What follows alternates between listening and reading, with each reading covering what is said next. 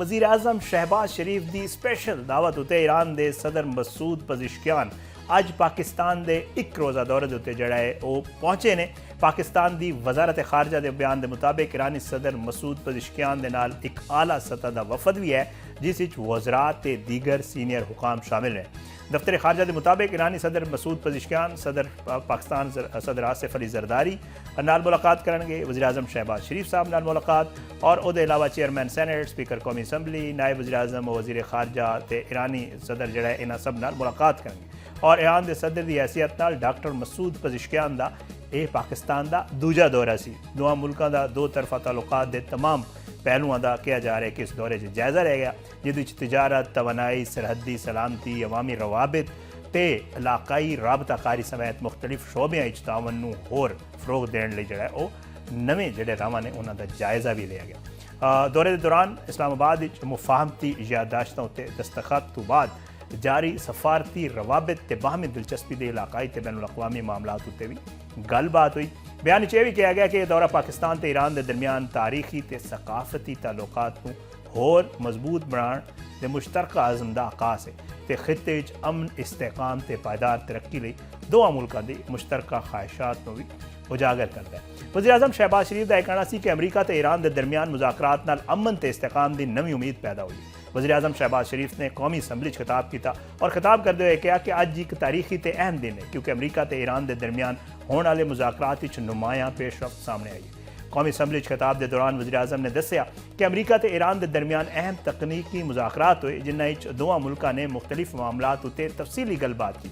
उन्होंने कहना सी कि मुज़ाकरात जड़ा है वो बहुत ही अहम पेशरफ्त होना चाहिए जिहड़ी कि ना सिर्फ दोवां मुल्कां बल्कि पूरे खिते लई एक खुश आइंद गल है। ईरान ते अमरीका के दरमियान जोड़े स्विट्जरलैंड होने वाले तकनीकी मुज़ाकरात सन वो ख़त्म हो गए हैं जिथे दोवां मुल्कां ने मुस्तकबिल की गलबात को अगे बढ़ाने लई मुख्तलिफ शोबे मुश्तरका वर्किंग ग्रुप कायम करने ते इत्तफाक किया है। ईरान की जी सरकारी खबर रसां एजेंसी एरोना है उसके मुताबिक नायब वज़ीर खारजा काजिम गरीब आबादी ने दस्सिया कि मुज़ाकरात के दौरान यह फैसला किया गया कि अहम मामलात पेशरफ्त लई 4 अलग अलग वर्किंग ग्रुप जड़ा वो बढ़ाए जाएंगे।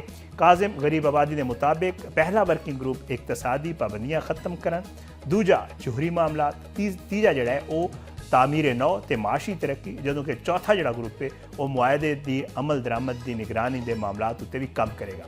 ईरानी हुकाम का कहना है कि इन्होंने वर्किंग ग्रुपों का मकसद दोवां मुल्कां तय पाया गया जोड़े इब्तदाई फ्रेमवर्क ने उन्होंने अमली शक्ल देना तो इख्तलाफी मामलात उत्ते तकनीकी सतह उत्ते पेशरफ्त मुमकिन बनाना है।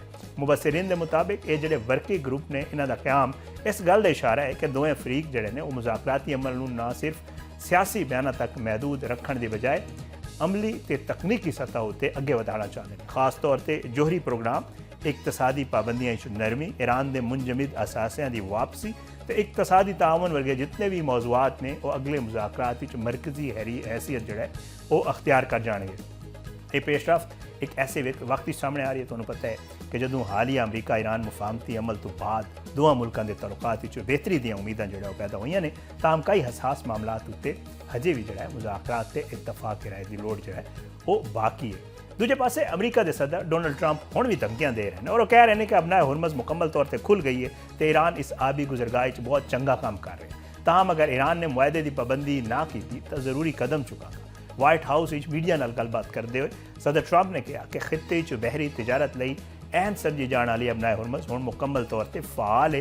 उन्होंने कहना सी कि अपना हुरमज़ मुकम्मल तौर पर खुल गई है तो ईरान इस मामले बहुत ही बेहतरीन काम कर रहे हैं। ताहम अमरीकी सदर ने ईरान नूं इन अल्फाज खबरदार भी किया कि अगर तेहरान ने मुआहदे की पासदारी ना की तो अमरीका वो कदम चुकेगा जोड़ा वो जरूरी समझेगा। उन्होंने कहना सी कि जदों तक ईरान अमरीका ते बैनुल अक़वामी मुआहदों का एहतराम करता रहेगा दोवां मुल्क के दरमियान कोई तनाज़ा पैदा नहीं होएगा। सदर ट्रंप के मुताबिक ईरान जल्द एक वड्डे पैमाने ते हथियारों की जांच ते रजामंद हो जाएगा तो लंबे अरसे लिए जोरी शफाफियत को यकीनी बनाने उत्ते भी आमादा हो जाएगा।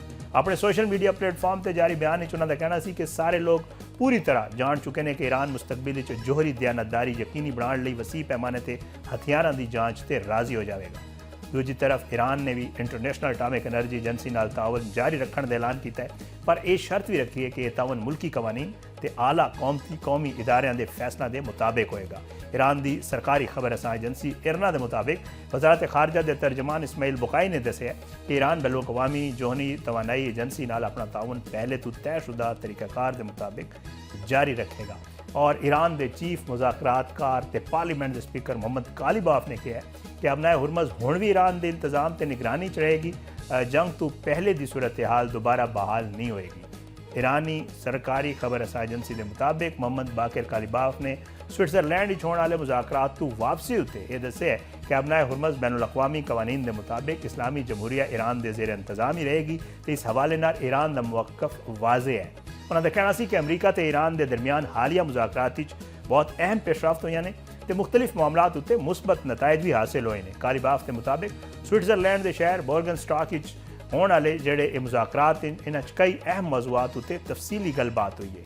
अपने टैलीग्राम अकाउंट उत्ते जारी वीडियो पैगाम उन्होंने कहना सी कि इस दौरान चंगियां ते बेहतर कामयाबियां हासिल हुई ने, जिन्हें आबनाए हुरमज़ नाल मुतल्लिक मामलात, लबनान की सूरत हाल, ईरानी तेल की फरोख्त लई मुमकिन रियायतां ते ईरान के मुंजमिद माली असासियां की वापसी वर्गे अहम मामलात इन सारे चीज़ें शामिल ने। ईरानी चीफ मुज़ाकरातकार का कहना सी कि मुज़ाकरात के दौरान फरीकैन ने खित्ते च इस्तेहकाम, माशी ताउन ते कशीदगी च कमी के इम्कानात उत्ते भी गलबात की है। उन्होंने मुताबिक ईरान अपने कौमी मफादात, इलाकाई खुद मुख्तारी ते मुआशी हकूक लई जड़ा है वो मुज़ाकराती अमल इनू जारी भी रखेगा। उन्होंने तस्दीक की कि स्विट्जरलैंड होने वाले ईरान अमरीका मुज़ाकरात ईरान के 12 अरब डॉलर के जो मुंजमिद असासे ने उन्होंने इजरा लई दस्तखत नू हतमी शक्ल दे दी गई है। और अबनाए हुरमज़ के मामले उत्ते गलबात लई ईरानी मुज़ाकराती टीम के जोड़े सरबराह ने बाकिर कालिबाफ ते वज़ीर खारजा अब्बास अरागची उन्होंने ओमान पहुंचे सन। और स्पीकर बाकिर कालिबाफ ने अपने बयान यह कहा कि अबनाए हुरमज़ किसी भी किस्म के तसादम या कशीदगी तो बचने लई जहाज़ों की आमदरफ्त बारे निज़ाम जोड़ा है वो कायम करने उत्ते इतफाक हुए। उन्होंने यह भी कहना सी कि स्विट्जरलैंड मुज़ाकरात की बुनियाद उत्ते लबनान की इलाकाई सालमियत ते खुद मुख्तारी की जमानत देने उत्ते भी इतफाक होया है। अमरीकी महकमा खजाना ने ईरान नू तेल की फरोख्त ते तरसील लई 60 दिनों का आरजी जनरल लाइसेंस जारी किया है, जिसके तहत ईरानी तेल की पैदावार, तरसील ते फरोख्त की इजाजत दी गई है। पर यह रियायत जी है वो आरजी नोयत दी है तो अगले इकदाम के अनुसार ईरान की तरफों किए गए जोड़े वादियां की पासदारी से मुज़ाकरात की पेशरफ्त उत्ते जो मुनसर होएगा। अमरीकी वज़ीर खाना का यह कहना सी कि शुमाली कोरिया, क्यूबा ते यूक्रेन उत्ते ईरान तो तेल खरीदने की पाबंदी जी है वो हुण भी बरकरार है। पाकिस्तान आने तो पहले ईरान के सदर मसूद पज़ेश्कियान ने अमरीका नाल जारी मुज़ाकरात बारे एक अहम बयान दिता सी। उन्होंने कहना सी कि मुज़ाकरात की कामयाबी का इनसार दोवां फरीकों वालों तयशुदा अमरीकी जो तरीकाकार की मुकम्मल पासदारी ते उन्होंने दुरुस्त तकमील उत्ते है। सदर पज़ेश्कियान ने सोशल मीडिया पोस्ट जोड़ा है अपने बयान च कहा सी कि मुआहदे के तहत कबूल की गई जिम्मेदारियां उत्ते अमली तौर पर अमल करना ही असल पेशरफ्त का म्यार है। उन्होंने कहना सी कि तयशुदा मतन तो हट के दिते गए बयानात मुज़ाकरात नू अगे वधाने में मददगार साबित नहीं होंगे। ईरानी सदर ने अगरचे किसी खास बयान का जिक्र नहीं किया, पर मुबसरीन के मुताबिक उन्होंने इशारा अमरीकी सदर डोनाल्ड ट्रंप के हालिया बयानात वाल सी और जिन्होंने उन्होंने ईरानी हुकाम से एतराज़ भी उठाए सन। ईरान ने वाजे कर दिता है कि हालिया जंग के दौरान निशाना बनिया जोहरी तनसीबात तक बैन अवी जोहरी तवानाई एजेंसी के मुआयनाकारां नू रसाई देने का फिलहाल कोई मनसूबा जेर गौर नहीं है। ईरानी वज़ारत खारजा के तर्जमान इस्माइल बुकाई ने मीडिया नाल गलबात करते हुए दसिया कि तेहरान वो जोहरी तनसीबात के मुआयने की इजाज़त देने का फिलहाल कोई इरादा नहीं रखता जड़ियाँ कि हालिया तनाज़े के दौरान हमला द निशानियां बनिया ने। उन्होंने अमरीका ते ईरान के दरमियान जारी सफारती अमल बारे भी गलबात की तो दोवां मुल्कों के दरमियान किसी भी मुफाहमत की बुनियाद बाहमी एहतराम, हकीकत पसंदी ते बराबर रवैये उत्ते होनी चाहिए। उन्होंने कहना सी कि अगर मुज़ाकरात को कामयाब बनाना है तो वाशिंगटन को धमकी अमेज ते मगरूर जोड़ा यह रवैया है उस तो गुरेज करना पवेगा। इस्माइल बकाई ने ईरान के मुंजमिद माली असासे बारे भी गल की। उन्होंने कहना सी जे फंड ईरान को वापस मिलणगे उन्होंने इस्तेमाल बारे फैसल करने का मुकम्मल अख्तियार जोड़ा है वो ईरान के कोल ही होएगा तो तेहरान इन वसाइल के हवाले नाल मुकम्मल तौर पर आज़ादाना तौर पर जो है अमल करने का मजाज भी है। और इस सारे मामले के उत्ते पाकिस्तान के नायब वज़ीर आज़म और वज़ीर खारजा इसहाक डार साहब का कहना सी कि ईरान यूरेनियम नू मुल्क तो बाहर नहीं भेजेगा बल्कि इसकी मौजूदगी की सतह घटावेगा जो जोहरी मुज़ाकरात एक बहुत अहम पेशरफ्त है। अरब मीडिया ਨੂੰ ਇੱਕ ਇੰਟਰਵਿਊ ਦਿੱਤਾ ਗਿਆ ਹੈ। ਇਸਾਕ ਡਾਰ ਸਾਹਿਬ ਦੀ ਤਰਫ ਕੋਲ ਉਹਨਾਂ ਦਾ ਕਹਿਣਾ ਸੀ ਕਿ ਜੀ ਸ਼ੁਰੂ ਵਿੱਚ ਅਮਰੀਕਾ ਦਾ ਮੁਤਾਲਬਾ ਸੀ ਕਿ ਈਰਾਨ ਆਪਣਾ ਅਫਜ਼ੂਦਾ ਯੂਰੇਨੀਅਮ ਬੈਰੂਨ ਮੁਲਕ ਮੁੰਤਕਿਲ ਕਰੇ, ਪਰ ਹੁਣ ਈਰਾਨ ਨੇ ਇਸ ਦੇ ਬਦਲੇ ਅਫਜ਼ੂਦਗੀ ਦੀ ਸਤਹ ਵਿੱਚ ਕਮੀ ਉੱਤੇ ਇਤਫਾਕ ਕਰ ਲਿਆ। ਉਹਨਾਂ ਦਾ ਕਹਿਣਾ ਸੀ ਕਿ ਜੋਰੀ ਪ੍ਰੋਗਰਾਮ ਮੁੰਜਮਦ ਅਸਾਸਿਆਂ ਤੇ ਲਬਨਾਨ ਨਾਲ ਮੁਤਲਕ ਮਾਮਲਾਤ ਉੱਤੇ 3 ਤਕਨੀਕੀ ਵਰਕਿੰਗ ਗਰੁੱਪ ਕੰਮ ਕਰ ਰਹੇ ਨੇ ਤਾਂ ਕਿ ਤਫਸੀਲੀ ਫਰੇਮਵਰਕ ਤਿਆਰ ਕੀਤਾ ਜਾ ਸਕੇ। ਇਸਾਕ ਡਾਰ ਸਾਹਿਬ ਦੇ ਮੁਤਾਬਿਕ ਅਬਨਾਏ ਹੁਰਮਜ਼ ਤੋਂ ਗੁਜ਼ਰਨ ਵਾਲੀ ਬਹਿਰੀ ਜਹਾਜ਼ਾਂ ਲਈ 60 ਦਿਨ ਤੱਕ ਕੋਈ ਵੀ ਇਜ਼ਾਫੀ ਟੈਰਿਫ ਜਿਹੜਾ ਹੈ ਉਹ ਲਾਗੂ ਨਹੀਂ ਹੋਏਗਾ, ਜਦੋਂ ਕਿ ਜਹਾਜ਼ਾਂ ਨੂੰ ਸਿਰਫ ਮਿਆਰੀ ਨੈਵੀਗੇਸ਼ਨ ਜਾਂ ਸਰਵਿਸ ਫੀਸ ਅਦਾ ਕਰਨੀ ਹੋਏਗੀ।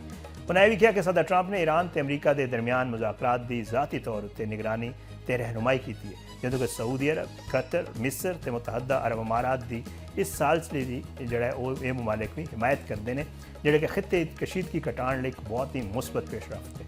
ਇਸਾਕ ਡਾਰ ਦਾ ਕਹਿਣਾ ਸੀ ਕਿ ਅਗਰਚੇ ਮੁਜ਼ਾਕਰਾਤ ਦਾ ਅਗਲਾ ਦੌਰ ਮਜ਼ੀਦ ਪੇਚੀਦਾ ਹੋ ਸਕਦਾ ਹੈ, ਪਰ ਹਤਮੀ ਮੁਆਹਦਾ ਹੋਣਾ ਵੀ ਮੁਮਕਿਨ ਹੈ ਤੇ ਮੌਜੂਦਾ ਡੀਲ ਵਿੱਚ ਕੋਈ ਮੰਫੀ ਪਹਿਲੂ ਸ਼ਾਮਿਲ ਨਹੀਂ। ਇਹ ਖਿੱਤੇ 'ਚ ਇਸਤਹਿਕਾਮ ਲਈ ਇੱਕ ਅਹਿਮ ਮੌਕਾ ਸਾਬਿਤ ਹੋ ਸਕਦੀ ਹੈ।